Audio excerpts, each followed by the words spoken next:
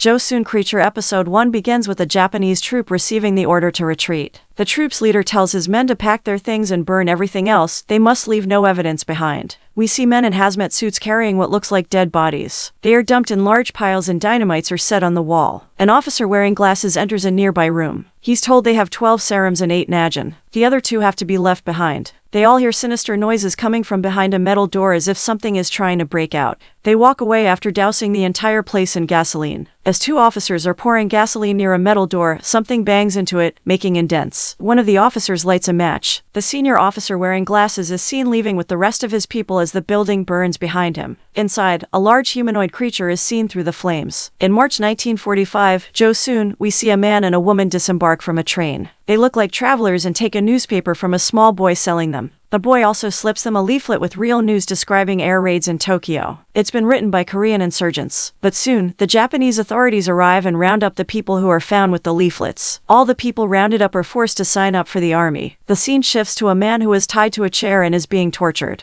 This is Jang Del-sang, the owner of the House of Golden Treasures, a pawn shop. And not just any pawn shop, a really successful one where people line up with their valuables. However, the concierge, Manager Gu, is able to see through the phony items that some people bring. A young boy who named Bomo delivers a tray full of valuables to an older woman named Mrs. Na-wal, who sets them inside a securely locked vault. Del-sang enters and asks if she's prepared the tea set for Lady Mita. Her family has valuable connections that could be useful to Del-sang. Del-sang then describes himself as a self-made man who can get anything he wants. So how did he end up getting tortured? Turns out, it's not because of any suspicions of insurgency but an affair. Commissioner Ishikawa, the man torturing him, suspects him of having an affair with his wife, Lady Mita. Del-sang insists he was only delivering a tea set and turns the tables on Ishikawa, asking if he'd be okay with Mita finding out his suspicions. Del-sang then asks Ishikawa what he really wants. He hands over a picture of a woman and tells him to find her. She's been missing for a week. Del-sang isn't inclined to take this up, but Ishikawa threatens to take all his possessions and have him sent to the war if he doesn't.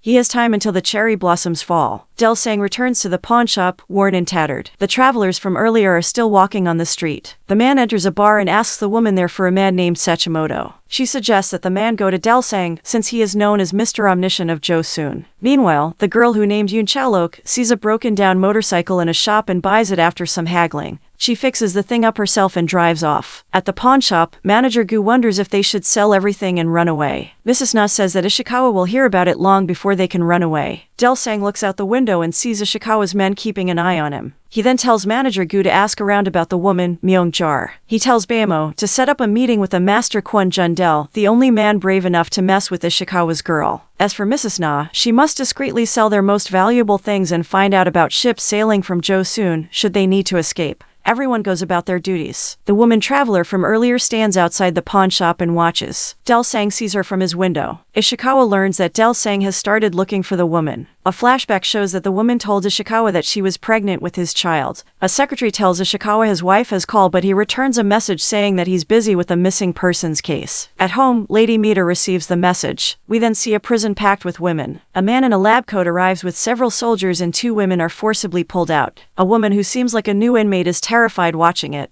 She notices a necklace on one of the women before she is dragged away. The officer in glasses turns up again. He approves of the 2 women and they are taken away. They are put in 2 individual cells where, to their surprise, each finds a plate of dumplings and water. Ravenous, they help themselves. All this while, the group of officers watches them carefully. In the officer's cabin, we see a group of glass vials, half of which are empty. The rest are filled with a liquid and inside is what looks like a 3-pronged worm. Meanwhile, Del-sang heads out and cajoles one of Ishikawa's spies into giving him a ride. Elsewhere, Mrs. Na meets with a man to go about selling the pawn shop's valuables. The man has heard rumors of Del-sang's pickle and suggests they take the help of sleuths. He's heard that sleuths from Manchuria, experts at finding missing people, are in town. Mrs. Na is definitely interested. Chalok follows Del-sang and enters a restaurant and tells the manager he simply wants to exit through the back door. The woman follows him all the way, but Del-sang seems well aware. She loses him in a dark alleyway and suddenly Del-sang is holding a gun to the back of her head. He asks who sent her, but she fights him off. They fight until they each are holding something pointed at the other's neck, neither trusting the other. Del-sang is the first to lower his gun and Chalok claims she's looking for a Japanese man named Sachimoto, a painter. She then admits she's looking for her mother who went missing 10 years ago. When Del-sang assumes she ran away with Sachimoto, the woman is offended and slaps him. She disses his title of Mr. Omniscient and leaves. We then see an artist's workshop where a man is drawing something.